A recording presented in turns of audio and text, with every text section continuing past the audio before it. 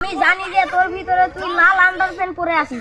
আবারও আমি চলে আসলাম এক সাধু বাবার কাছে। সেই সাধু বাবা গহীন জঙ্গলে বসবাস করে। তার মনের কথা, প্রাণের কথা, শরীরের কথা, সব কথা একবারে দেখলেই তিনি বলে দিতে পারে। এই সাধু বাবার কথা প্রতিটি লোকের মুখে মুখে শোনা যায়। এত শক্তি, এত মায়া কোথা থেকে আসে? আমরা সেই সাধুর কাছ থেকে শুনে নেব। এই সাধু বাবার দেখা আপনাদের মাঝে আমি দেখাবো ক্যামেরার মাধ্যমে। আপনারা কমেন্টে বা জানাবেন যে সাধুটাকে আপনি চিনেন কি না।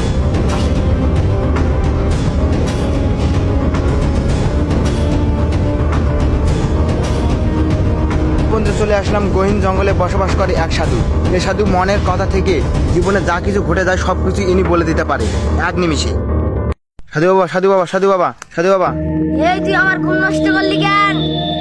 কাছে কেন এসেছিস? এই তোর কি সমস্যা? সাধু বাবা, সাধু বাবা, আপনার কাছে আমি এসেছি আমার জীবনে ঘটে যাওয়া সব কিছু জানতে। আপনি কি বলতে পারবেন আমার জীবনে কি ঘটে গেছে?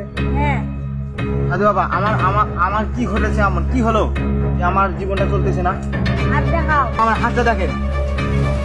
তোমার দুঃখ আছে, তোর ভালোবাসা হবে না, তোর প্রেম হবে না, তোর বিয়ে হবে না, তোর বাচ্চা কাচ্চা কোনো কিছুই হবে না। সাধু বাবা, আমাকে বাঁচান। আমি কি এ থেকে কিভাবে রেহাই পাবো? হাত দেখে বুঝতে পেরেছি তোর জীবনে অনেক সমস্যা আছে। সমাধান আমার কাছে আছে। কি কি পরে আছি তাও আমি অন্তর চোখে দেখেছি। একটাই, তুই দিনে গাঁজার 5টা বোতল খাবি। আমি জানি যে তোর ভিতরে তুই লাল আন্ডারপ্যান্ট পরে আছিস। সাধু বাবা, আমাকে ক্ষমা করে দাও, আমাকে ক্ষমা করে দাও, আমার ভুল হয়ে গেছে। আচ্ছা, তোকে ক্ষমা করে দিলাম। যেগুলো বললাম সেগুলো মেনে চলবি।